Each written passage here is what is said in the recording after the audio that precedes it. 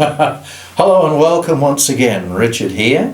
And our question for today is, at what point does Buddhist practice become Zen Buddhism? What are the differences between the two, if any? Okay, this is the best way to go here. Here is a website which will answer this question in detail and makes it very easy to understand. It'll also give you an insight into the history of both practices.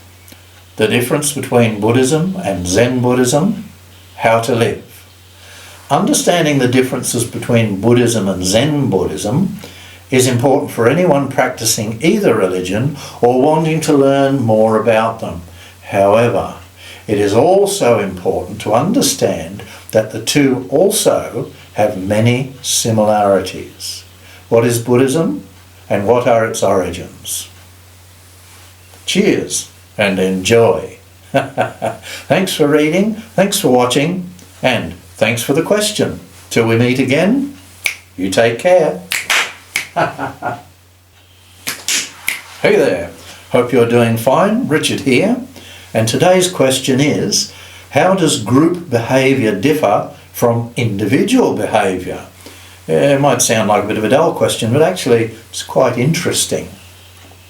Group behaviour involves collective consciousness, otherwise known as herd mentality.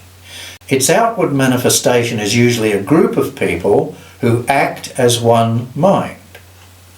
Demonstrations on the streets would fall into this category and would be interpreted as a movement towards a common goal.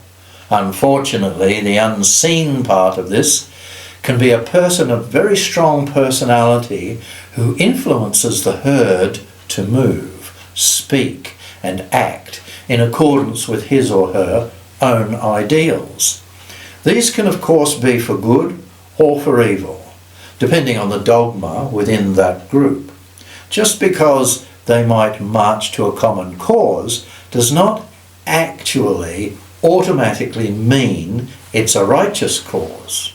Individual behaviour, on the other hand, is where a person thinks for themselves and usually acts alone, unless his or her personal ideology aligns with a group.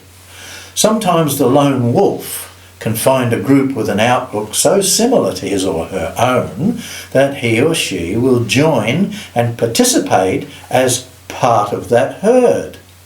But if a common cause is not apparent, the self-disciplined human will either keep to themselves and mind their own business, or they will go alone to influence the world. Religion is a good example of herd mentality, which is controlled from the hierarchy of that organisation. The top man, it's usually a man, educates and influences the top brass, an elite group who oversee things and control the attitudes of their subordinates. Under the top brass are the administrators, who allocate duties and devotion. Under the administrators are the ministers in charge of communities. Under the ministers are the teachers, who feed the minds of the followers, the members, and prepare the minds of the children. So, in all, it's a structure designed to encourage a common behaviour, whereas an individual thinker is actually free from the chains of collective consciousness, and generally is more likely to practice the principle of free will. Two eventualities can be possible. The free thinker evolves within a group and then breaks away to embrace his own independent search for truth. The free thinker evolves within a group and then breaks away to embrace his own independent search for truth. Or the independent search for truth leads the free thinker to a like-minded group whose mindset is very similar. He or she finds camaraderie within that group structure.